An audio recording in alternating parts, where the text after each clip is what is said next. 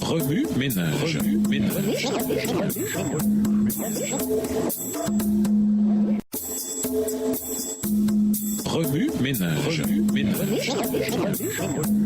Bienvenue dans votre émission. Remue ménage. Nous voilà à la leçon de jeudi. C'est facile, vraiment. Lisons Matthieu 22, les versets 35 à 40. Matthieu 22, les versets 35 à 40. Et l'un d'eux, docteur de la loi, lui fit cette question pour l'éprouver. Maître, quel est le plus grand commandement de la loi? Jésus lui répondit, tu aimeras le Seigneur ton Dieu de tout ton cœur, de toute ton âme et de toute ta pensée. C'est le premier et le plus grand commandement. Et voici le second qui lui est semblable. Tu aimeras ton prochain comme toi-même. De ces deux commandements dépendent toute la loi et les prophètes. Dans l'Église, nous avons tendance à passer rapidement sur le mandat de l'amour. Matthieu 22, les versets 35 à 40. Parce que, nous connaissons déjà cette partie. Et il est facile d'aimer, n'est-ce pas? À vrai dire, aimer est la chose la plus difficile que Dieu nous demande. Nous ne pouvons aimer par nous-mêmes. Pourquoi? Simplement parce que les gens sont terribles. Jetez un coup d'œil sur ce monde. Des gens s'adonnent au trafic humain. Ils vendent leurs semblables pour le commerce du sexe ou les forcent à travailler pour rien. Des gens cupides profitent du système pour maximiser leur profit aux dépens du bien-être d'autrui. Des gens paresseux évitent les difficultés de la vie à cause de la peur et de l'insécurité et prennent le chemin le plus facile. Certains expriment les aspects les plus sombres d'eux-mêmes en ligne comme en personne. D'autres sèment la destruction partout où ils sont. Il n'est donc pas facile d'aimer parce que le Christ n'a jamais dit qu'il nous destinait à aimer uniquement ceux qui nous ressemblent et vivent comme nous, ceux dont nous approuvons la vie, ceux qui entretiennent les bonnes aspirations. Il n'a même jamais dit que nous ne devions aimer que ceux qui sont aimables. Il n'y a aucune clarification parce qu'il s'agit d'une déclaration générale. Jésus veut dire tout le monde. Nous pouvons être trop occupés pour aimer. Nous pouvons aussi oublier que c'est là notre mission la plus importante de la part de Dieu. Trouvons un moyen de faire des plans pour l'amour. Mettons-le sur notre calendrier. Présentons des façons créatives de démontrer l'amour de Dieu dans notre collectivité et rendons des comptes. L'amour se multiplie. Lorsque nous le partageons, il ne s'épuise jamais car il ne cesse de croître.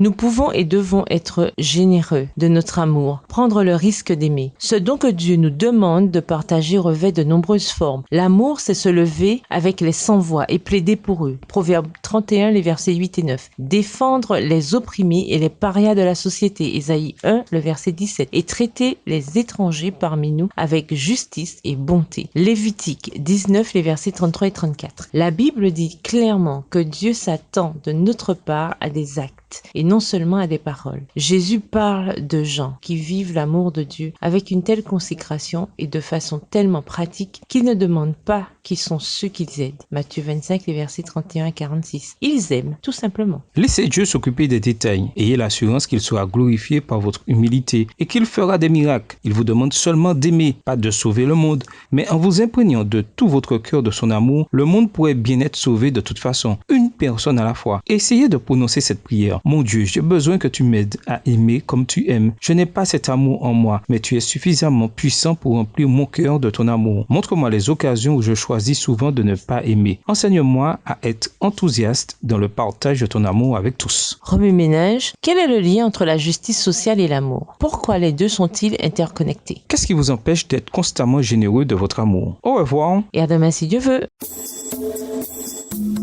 Remue ménage. Remue ménage.